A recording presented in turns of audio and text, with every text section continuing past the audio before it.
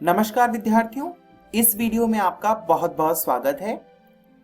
आज की इस वीडियो में हम कवयित्री ललित के बारे में पढ़ने जा रहे हैं, जो कि हमारी हिंदी की पाठ्य पुस्तक क्षितिज भाग 1 में भी संकलित है।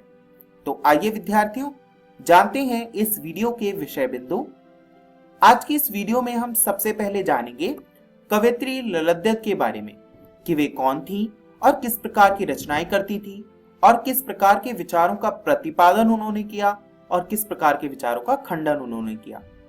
इसके बाद हम उनके द्वारा रचित और पाठ्यपुस्तक में संकलित वाक्यों का विषय भी जानेंगे कि उन वाक्यों में क्या कुछ बताया गया है। इसके बाद हम उन वाक्य का काव्य पाठ करेंगे और साथ ही साथ वाक्य कहते किसे हैं इस पर भी विचार करेंगे। तो आइए विद्यार्थियों, बिना देरी के शुरू करते हैं ये वीडियो।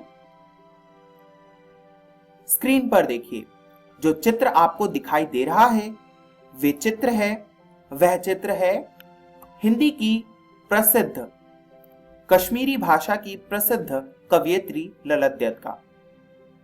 ललित कश्मीरी संत काव्य परंपरा की एक प्रसिद्ध कवयित्री थी। इनकी रचनाओं को वाक नाम से जाना जाता है। विद्यार्थियों, वाक एक विशेष प्रकार की काव्य शैली भी है, जिसका अध्ययन हम इसी वीडियो में आगे भी करेंगे। इनकी रचनाओं में हमें धार्मिक संकीर्णताओं का विरोध देखने को मिलता है। जो धर्म को लेकर संकुचित मानसिकताएं थी, उनका विरोध इन्होंने किया है, किंतु विरोधात्मक स्वर में नहीं, प्रेमात्मक स्वर में। इन्होंने प्रेम की महत्ता को स्थापित किया है। इन्होंने प्रेम गीति काव्य परंपरा में भी एक विशेष भूमिका निभाई है। तो विद्यार्थियों, आइए जानते हैं पाठ्य पुस्तक में संकलित वाक का प्रसंग। पाठ्यपुस्तक में संकलित वाक जहां एक ओर भक्ति परक विचार प्रस्तुत करते हैं, वहीं व्यक्ति के मन में स्थित प्रेम भाव को भी जागृत करने का प्रयास करते हैं। इनकी रचनाओं में हमें प्रतीकों का प्रयोग भी देखने को मिलता है। साथ ही जो वाक हमारी पाठ्यपुस्तक में संकलित हैं, उनमें भी विभिन्न प्रतीकों का प्रयोग हुआ है, जिसे हम व्याख्या करते समय और अधिक विस्तार से समझेंगे। ललित की सभी रचनाएं कश्मीरी भाषा में हैं, किंतु हिंदी भाषा में उनका अनुदित रूप हमें देखने को मिलता है। कश्मीरी भाषा की लिखी हुई रचनाएं हिंदी में अनुदित करके हिंदी साहित्य में संकलित की जाती है। तो आइए विद्यार्थियों, अब हम जानते हैं कि वाक किसे कहते हैं और साथ ही वाक को पढ़ते भी हैं।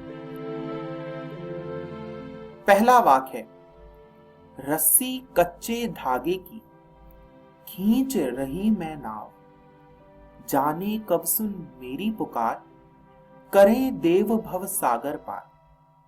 पानी टपके कच्चे सकोरे, व्यर्थ प्रयास हो रहे मेरे, जी में उठती रह रह हुक, घर जाने की चाह है घेरे। विद्यार्थियों, ये एक वाक परंपरा में लिखी गई काव्य रचना है। वाक का अर्थ होता है वाणी। जब हम इसका अर्थ जानेंगे, तब आपको पता चलेगा कि किस प्रकार की वाणी है। इस प्रकार की वाणी एक विशेष प्रकार का मार्गदर्शन करती है। आइए अब हम अगला वाक देखते हैं।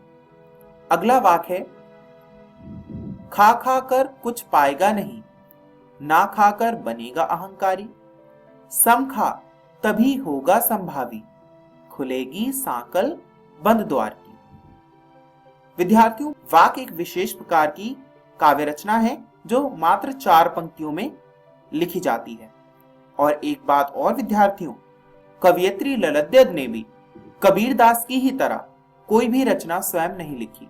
इन्होंने अपनी रचनाएं कही और लोगों ने इन्हें कंठस्थ कर लिया। आइए विद्यार्थियों, अब हम अगला वाक देखते हैं। अगला वाक है, आई सीधी राह से गई न सीधी राह, सुषम सेतु पर खड़ी थी, बीत गया दिन आह, जेब टटोली कौड़ी ना पाई, माझी को दूं क्या उतराई। विद्यार्थियों, इस काव्य रचना में आपको एक बात और विशेष दिखाई दे रही होगी, वह यह है कि वाक जो है वह एक विशेष प्रकार की काव्य शैली होती है, किंतु यह जो रूप है वह उसका अनुदित हिंदी रूप है और उसी हिंदी रूप के माध्यम से अनुवादकों ने प्रयास करके ललद्यद के विचारों को हिंदी में प्रकट करने का प्रयास किया है। आइए विद्यार्थियों, अब हम अगला वाक देखते हैं। अगला वाक है, थल थल में बसता है शिव ही, भेद न कर क्या हिंदू मुसलमान, ज्ञानी है तो स्वयं को जान, वही है साहिब से पहचान। विद्यार्थियों, यहां पर कवयित्री ने एक विशेष प्रकार की धार्मिक सहिष्णुता पर बल दिया है। साथ ही विद्यार्थियों, आपने सभी वाक को पढ़ते समय ध्यान दिया होगा कि ये वाक जो है वे गेय हैं, इन्हें गाया जा सकता है, इनमें गेयता विद्यमान होती है।